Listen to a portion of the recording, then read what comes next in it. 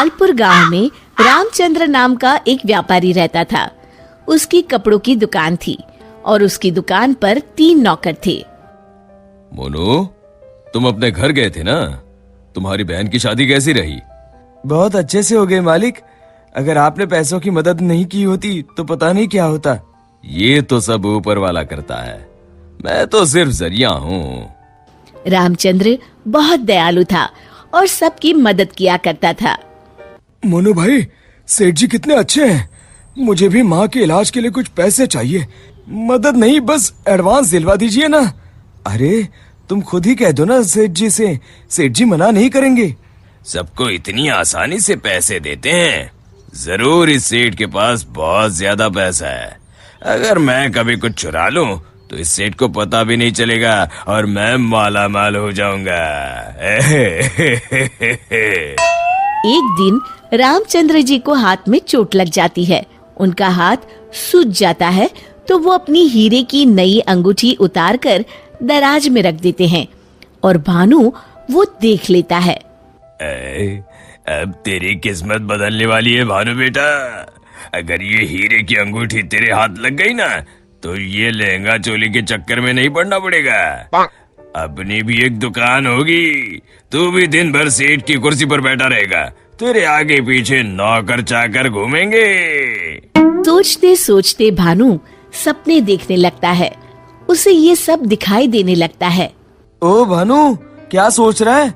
चल खाना खाने चलते हैं, सेठ जी भी आराम कर रहे हैं। तुम लोग जाओ यार, मेरा मन नहीं है। क्यों? तेरी तबीयत तो ठीक है ना? हाँ भाई, मेरी तबीयत एकदम दुरुस्त है, बस कुछ करने का मन नहीं है। चल ठीक है, हम खाना खा के आते हैं। जैसे ही लोग बाहर जाते हैं, भानु मौका देखकर अंगूठी निकाल लेता है।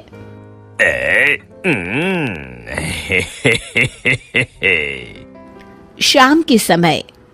आज का हिसाब खत्म करो बच्चों, अब दुकान बंद करने का समय हो गया है। जब वे दराज खोलते हैं, अरे ये क्या, मेरी अंगूठी कहाँ गई?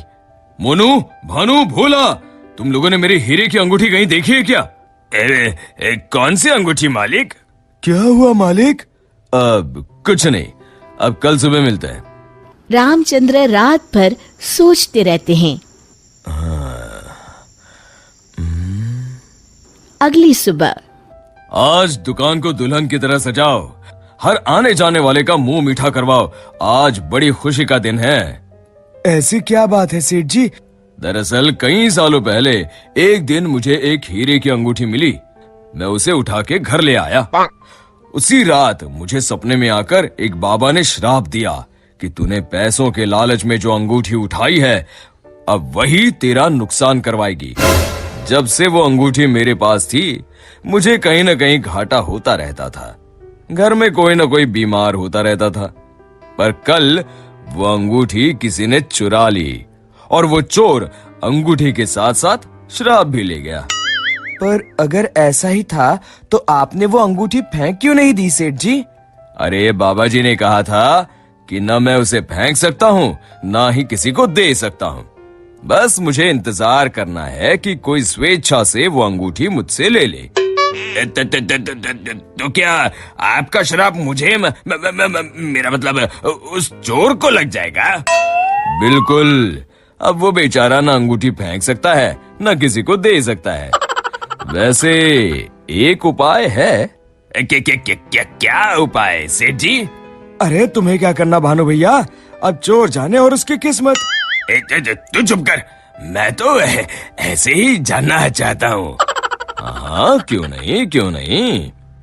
दरअसल अगर पूर्णिमा की रात को चोर हमारी दुकान के पीछे वाले बरगद के नीचे अगर अंगूठी गाड़ दे तो वो श्राप से बच जाएगा।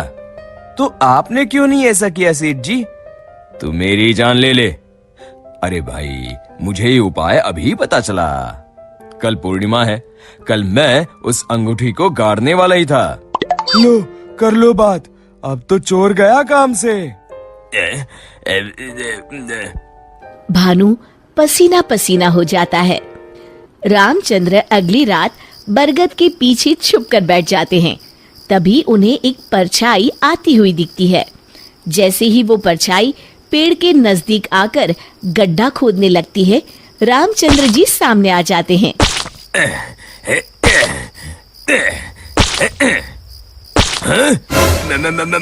मर गए रे। मुझे माफ कर दीजिए सेठ जी। क्यों, क्या सोचने लगा भानु? माफ कीजिए, मैं हाथ जोड़ता हूँ, आपके पैर पकड़ता हूँ, मुझे माफ कर दीजिए। मुझे इस शराब से मुक्ति चाहिए। ये क्या अगड़म बगड़म बोल रहा है? शराब से मुक्ति चाहिए तो प्रायश्चित कर और कसम खा, आज के बाद कभी चोरी नहीं करूंगा। नहीं करूंगा मालिक। मुझे पुलिस को मत सौंपिएगा, चाहे नौकरी से निकाल दीजिए। मैं कल ही चुपचाप गांव छोड़ के चला जाऊंगा। मैं नया काम देख लूंगा और कभी चोरी नहीं करूंगा। वादा? वादा मालिक, वादा। अरे भाई, अगर तुम वफादारी की कसम खाओगे तो मैं तुम्हें काम छोड़कर कैसे जाने दे सकता हूँ। आप सच में महान है मालिक, आप सच में महान है। महान तो वो ऊपर वाला है। अब चलो काम पर लग जाओ। शिक्षा, अगर किसी को अपनी गलती का एहसास हो जाए तो उसे माफ कर देना चाहिए।